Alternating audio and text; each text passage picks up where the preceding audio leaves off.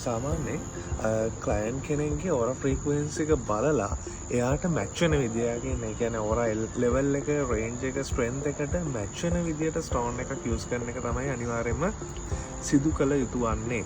මොකද එක් එක් පුද්ගලයාගේ තියෙන ෆ්‍රීකවෙන්සි එක වෙනස්. මොකද එතකොට එක් එක් පුද්ගලයාට ඒ පාෂාණයෙන් දෙන ප්‍රතිඵලත් වෙනස්. ඉතින් මම නිකන් රෆ්ලි ඔයගලන්ට එක්සැම්පල් එකක් පෙන්නන්නේ මේ ක්ලයන්ට් කෙනෙක්ගේ ඕරා රිපෝට් එකක්. මේකේ අර ඉන් ඩීටේල්ස් තියෙනවා. එයාගේ අර ඩීටේල්ස් ටික මොනවද තියෙන්නේ සහ ඒ අර ක්ලයන්ට්ගේ තියෙන පෞද්ගලිකත්වය ආරක්ෂා කරන්න ඕන හින්දා ඒ රිපෝට් එකේ ඩීටේල්ස් අපි පෙන්නන්නේ නැහැ.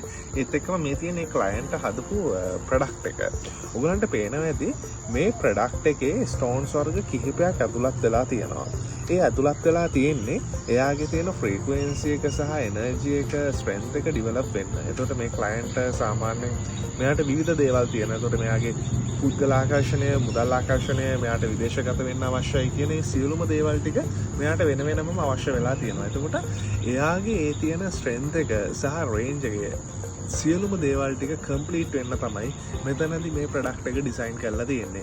ඉතින් ඕගලන්ට ගැළපෙන නිවැරදි ප්‍රොඩක්ට් එකක් ඩිසයින් කරගන්න අවශ්‍ය නම් ඕගලන්ගේ ඩීටේල්ස් ටික අපිට WhatsApp කරන්න. එතකොට ඒකට යම්කිසි කාලයක් ගන්නවා. අපිට මොකද එන ඕඩර් ලෝඩ් එකත් එක්ක තමයි අපි ඒක බලන්නේ.